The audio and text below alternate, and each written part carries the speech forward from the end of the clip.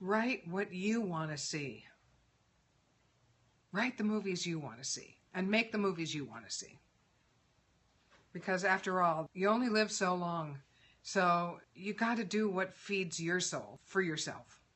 There are people out there who are telling you, figure out the trends, look and see what's being made, look and see what's out there, look and see what's popular, and write that.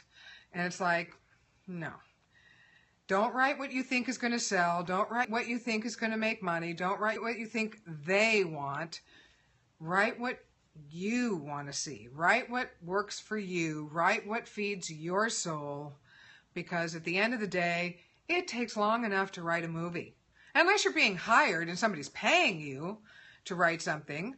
If you're writing something on spec, write what you want to write. Write something that feeds your soul. If you're being hired, if you're pitching to a studio, okay, that's a different story. You're being paid. Write what they want you to write. But even on assignment, you can still find things to write within that script that say something to you. Danny Strong, who wrote The Butler, who is one of the executive producers on Empire, started off his writing career. He started off as an actor, and then he started writing because a friend of his wrote a screenplay and sold it for $1 million. And he was like, holy crap, if he wrote that screenplay and sold it for $1 million, I can do it too. So he started writing, and what he started writing were romantic comedies because that's what was selling at the time. And he figured, well, that's what's selling. That's what I'm going to write. And so he wrote romantic comedies. It turns out he was a good writer. He had worked as a reader for a production company as a job to make money for a while. So he knew what was good and what wasn't good. And he was a good writer.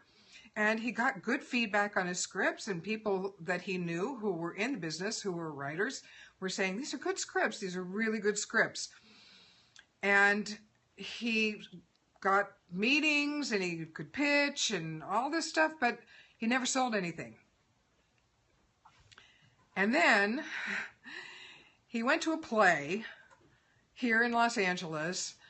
I'm not going to tell the story well, so I'm not going to try to tell the story. But he went to a play. It was a political play. It was so highly charged that people were talking back to the actors on stage, and they were talking back to each other in the audience. It was that highly charged. And he came out of there so energized. He said, I want to write something like that. And then the thought popped into his mind, I want to write about the Florida recount. And so he called his agent and he said, I want to write about the Florida recount. And his agent was like, nobody's going to buy that. He said, I don't care. I want to write that script. And so there's only one person in town that I think you would have a hope of selling this to, and that would be HBO Films. So they went to HBO Films and they pitched the idea. And they said, okay, maybe.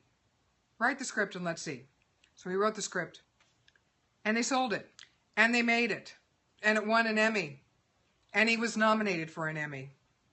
And from that point forward, he only wrote the scripts that he wanted to write. He said, I learned my lesson. I learned that if I write the stories that I want to see, that I'm going to sell my scripts. That was his story. You have to tell the stories that you want to tell. And know that there are people out there that those stories will resonate with. They just will. Absolutely.